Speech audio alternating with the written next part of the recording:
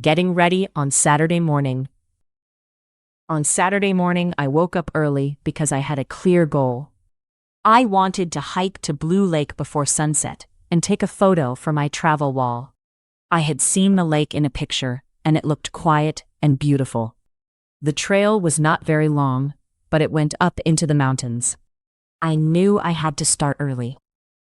I put on my teal jacket, black hiking pants, and strong boots. Then I packed my small backpack. I took water, sandwiches, a map, my phone, and my camera. I also took a light sweater because the weather in the mountains can change fast. Before I left home, I looked at the map one more time. The path started near a small village and ended at the lake. I felt excited, but also a little nervous. It was my first hike alone this year. The start of the trail. I took a bus to the small village near the mountain. The village was quiet. A few people were buying bread, and an old man was walking his dog. I found the wooden sign for Blue Lake near the last house. It said, Blue Lake Trail, 4 hours. I smiled because the adventure was starting. The first part of the trail was easy. The path was wide, and the ground was dry. Birds sang in the trees, and the air smelled like pine. I walked slowly at first because I wanted to enjoy everything. I took some photos of yellow flowers beside the path. After 1 hour, the village was far behind me. The forest became thicker, and the trail became steeper. I drank some water and checked the map. I was still on the right path. I felt strong and happy. A small problem in the forest. Near midday, the sky changed. White clouds became gray, and the forest felt colder.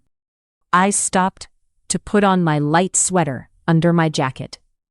Then I continued walking, but soon I reached 2 paths. One path went left, and one path went right.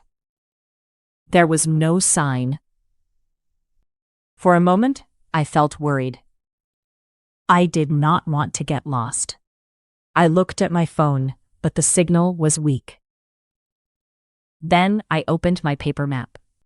I saw a small river on the map, and I could hear water on the right side.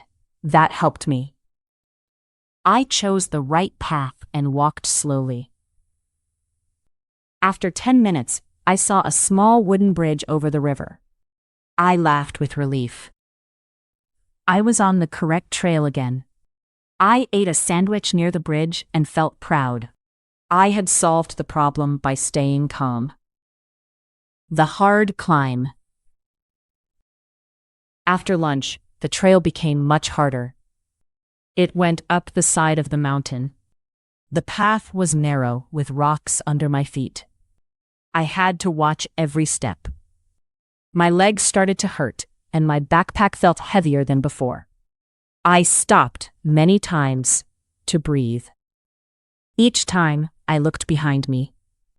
The view became bigger and more beautiful. I could see the green forest, the small village, and a silver river below. The clouds were moving away, and blue sky appeared again. A young couple passed me and said, "The lake is close." Their words gave me energy. I drank the last of my water and continued. I was tired, but I did not want to stop. I had come so far. I wanted to see Blue Lake with my own eyes. Blue Lake at sunset. At last, I reached the top of the hill. In front of me, I saw Blue Lake. It was even more beautiful than the picture. The water was clear and still. The mountains stood around it like quiet walls. The sun was low, and the light was gold. I walked to the edge of the lake and sat on a flat rock. For a few minutes, I did nothing. I only listened to the wind and watched the water. I felt tired, but in a good way. My worry from the forest was gone. Then I took out my camera. I took the photo I wanted for my travel wall. I also took a photo of my muddy boots because they told the real story. This hike was not perfect, but it was mine. On the way back the next morning, I knew I would plan another trip soon.